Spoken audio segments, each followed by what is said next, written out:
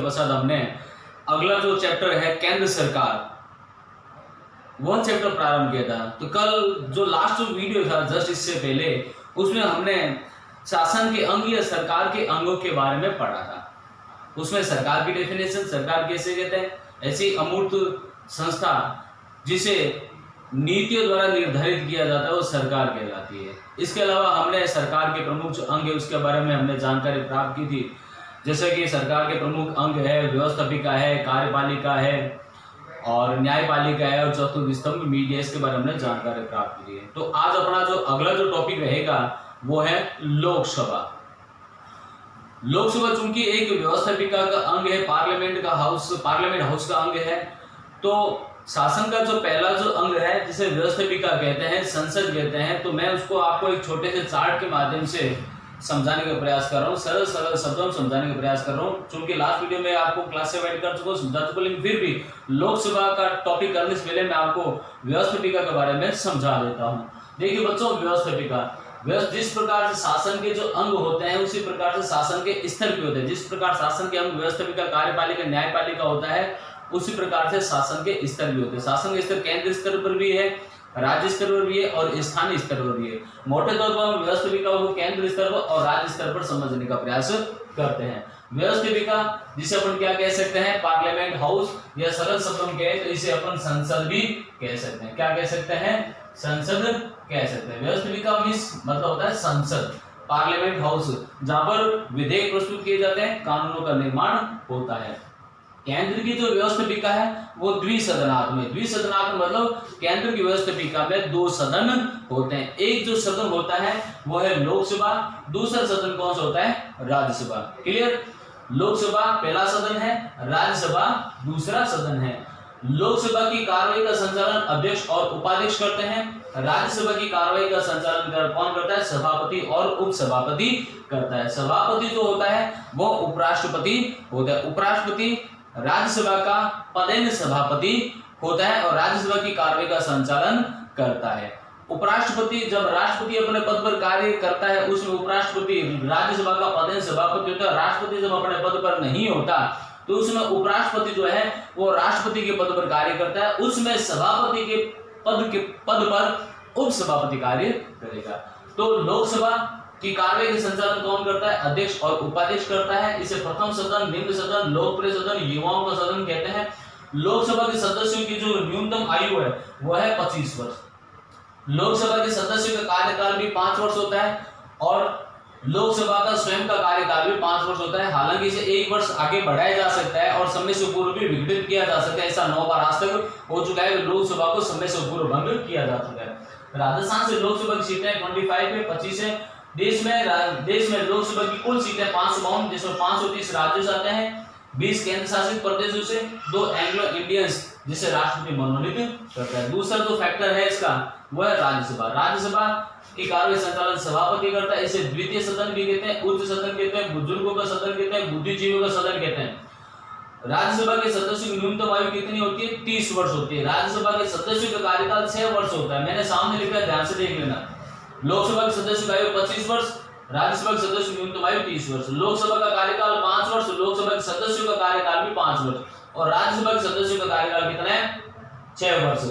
राज्यसभा का कार्यकाल अनिश्चित होता है। क्यों होता है? क्योंकि राज्यसभा कभी विघटित होती ही नहीं है, क्योंकि राज्यसभा के 1-3 सदस्य प्रत्येक 2 वर्ष के पश्चात चेंज होते रहते हैं। पुराने सदस्य जाते हैं, नए सदस्य आते हैं। 1-3 सदस्य हर 2 वर्ष पश्चात नए आते हैं। तो राज्यसभा को विघटित नहीं होती और राज्यसभा को राष्ट्रपति भी भंग नहीं कर सकता।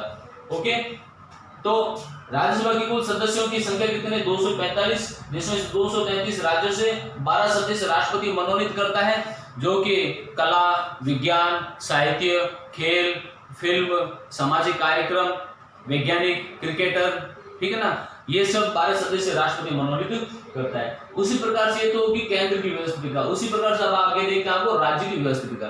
जिस प्रकार से केंद्र में व्यवस्थापिका है उसी प्रकार से राज्यों में भी व्यवस्थापिका है। राज्यों में भी व्यवस्थापिका जो है वो द्विसदनात्मक। कितने सदनात्मक? द्विसदनात्मक है, जिसमें एक सदन को विधानसभा कहते हैं, दूसरे सदन को विधान परिषद कहते हैं। समझ में आ गई? विधानसभा की वही विशेषता है जो लोकसभा की विशेषता है। आगे बात समझ में कैसे? विधानसभा की कार्रवाई का संचालन कौन करेगा? अध्यक्ष और उपाध्यक्ष करेगा। विधानसभा के सदस्यों की आयु भी 25 वर्ष होती है, कार्यकाल भी 5 वर्ष का होता है।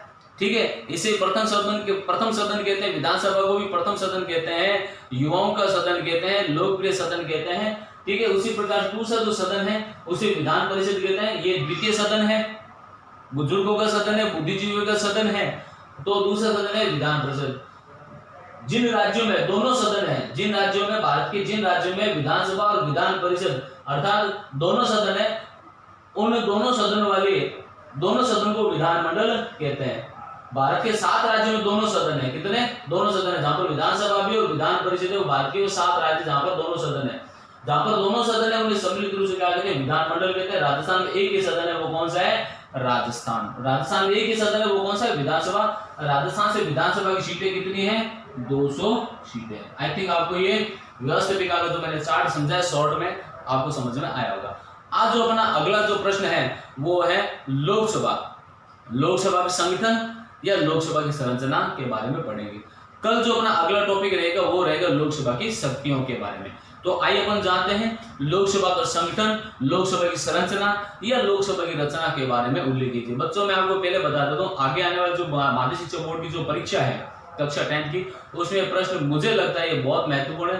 इस वीडियो को आपको जरूर देखना चाहिए, क्वेश्चन वेरी इंपॉर्टेंट है। तो अगला जो प्रश्न है लोकसभा का गठन, लोकसभा का संगठन या रचना। इसमें आप हेडिंग डालेंगे पहला पॉइंट लोकसभा के अन्य नाम। देखो लोकसभा के अन्य नाम कौन कौन से देखिए आप। प्रथम सदन कहते हैं, निम्न सदन कहते हैं, लोकप्रिय सदन कहते हैं, युवाओं का सदन कहते हैं। ये लोकसभा के अन्य नाम है। इसके अलावा आर्टिकल 79 ये कहता है, कि केंद्र की व्यवस्थापिका जो राष्ट्रपति, लोकसभा और राज्यसभा से मिलकर के बनेगा। ओके, दूसरा जो पॉइंट आप डालेंगे, लिखेंगे कॉपी में, अभ्यास पुस्तिका में, नोटबुक में, लोकसभा की सदस्य संख्या। देखो लोकसभा की सदस्य संख्या जो है प्रारंभ में 5 होती है। मूल संविधान में लोकसभा के सदस्यों की संख्या कितनी बताएगी?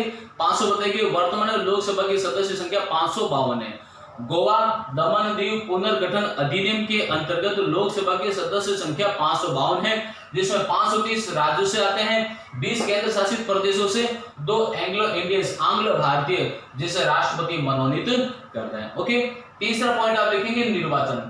लोकसभा सदस्यों का निर्वाचन किस प्रकार से होता है? लोकसभा सदस्यों का निर्वाचन प्रत्यक्ष निर्वाचन द्वारा, प्रत्यक्ष मतदान द्वारा होता है। इसमें लोकसभा के सदस्य 18 वर्ष की आयु से अधिक व्यक्ति जो मतदान करते हैं उनके द्वारा प्रत्येक निर्वाचन द्वारा चुने जाते हैं। चौथा जो पॉइंट है लोकसभा के सदस्यों की योग्यताएं। लोकसभा के सदस्यों की योग्यताएं निम्न प्रकार से हैं, आप लिखेंगे वहां पर। सबसे पहले लोकसभा के सदस्य योग्यता पहला लिखेंगे, लोकसभा के सदस्य भारतीय नागरिक होना चाहिए। पहली योग्यता क्या है? वह भारतीय नागरिक होना चाहिए। दूसरा, उसकी न्यूनतम आयु 25 वर्ष होनी चाहिए। तीसरा, पागल, दिवालिया, कोढ़ी नहीं होना चाहिए। चौथा, उस पर किसी प्रकार का आपराधिक मामला दर्ज नहीं होना चाहिए। पांचवा, वह केंद्र सरकार और राज्य सरकार में किसी भी लाभ के पद पर आसीन नहीं होना चाहिए। इसके अलावा लोकसभा सदस्य लोकसभा के शर्तों का पालन करने वाला होना चाहिए। अगर वह लोकसभा की शर्तों का पालन नहीं करता तो उसकी सदस्यता रद्द की जा सकती है। ओके, अगला जो पॉइंट है कार्यकाल। लोकसभा का कार्यकाल 5 वर्ष का होता है। लोकसभा के सदस्यों का कार्यकाल भी 5 वर्ष का होता है, किंतु राष्ट्रपति लोकसभा को समय से पूर्व भी भंग कर सकता है, अथवा प्रधानमंत्री लोकसभा को भंग करने के लिए राष्ट्रपति से अनुरोध कर सकता है और राष्ट्रपति से अनुरोध करके लोकसभा को भंग भी करवा सकता है। इसके अलावा अविश्वास प्रस्ताव द्वारा भी लोकसभा भंग हो सकती है। आज तक भारतीय इतिहास में 9 बार लोकसभा समय से पूर्व भंग हो चुकी है। ये आप क्या लिखेंगे? कार्यकाल लिखेंगे। ओके, समझ में आ गया। नेक्स्ट पॉइंट है अधिवेशन। देखो लोकसभा हो चाहे राज्यसभा हो, इसका अधिवेशन राष्ट्रपति द्वारा ही बुलाया जाता है। अधिवेशन बुलाने की शक्ति किसके पास है? राष्ट्रपति के पास। लोकसभा एवं राज्यसभा का अधिवेशन राष्ट्रपति द्वारा बुलाया जाता है, इसे स्थगित किया जाता है। सबसे बड़ी शर्त यह है कि लोकसभा की जो मीटिंग होती है, बैठकें होती है, उसमें 2 माह 6 माह से अधिक का समय नहीं होना चाहिए।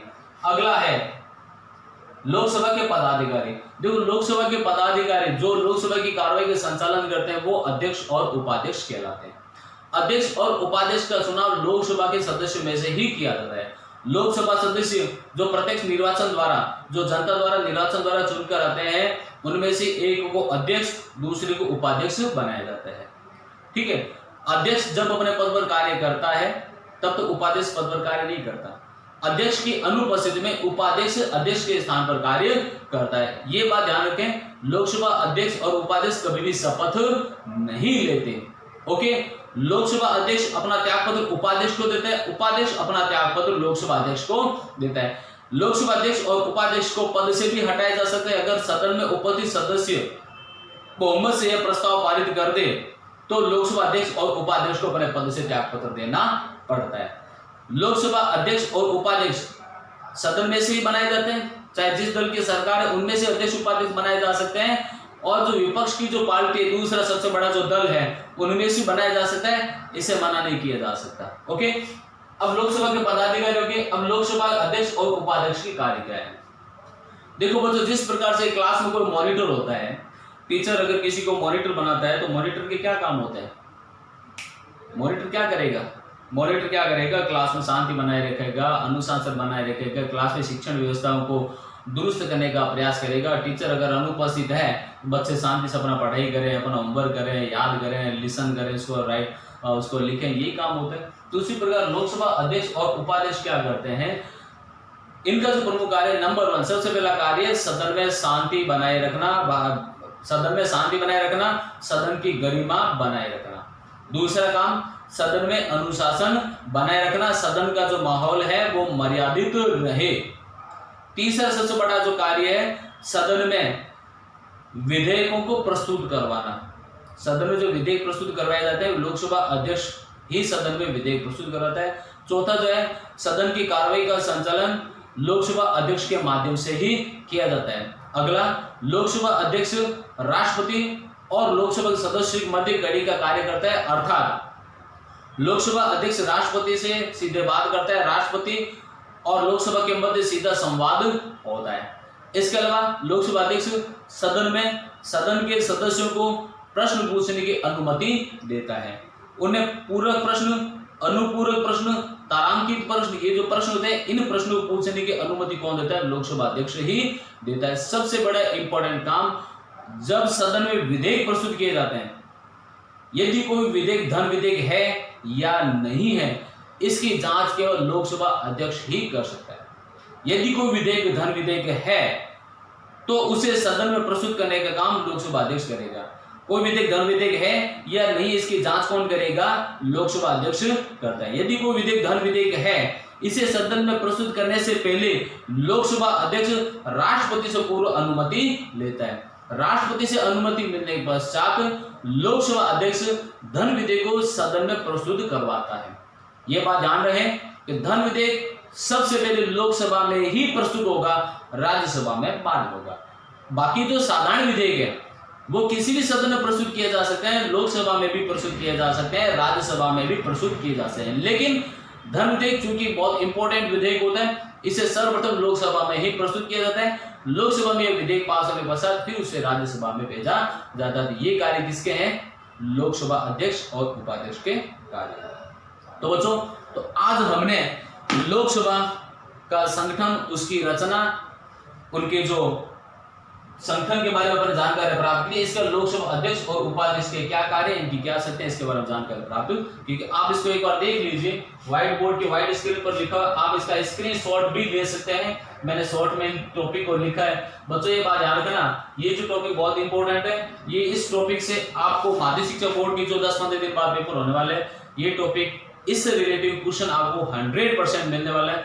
तो सो बच्चों, आप इस वीडियो को जरूर देखें, देखकर इसे याद करें, इसे रिटर्न में, कॉपी में, नोटबुक में जरूर लिखें। केवल देखने से याद नहीं होता, लिखने से याद होता है। लिखी हुई चीज स्थायी रूप से याद रहती है। तो best of luck, thank you.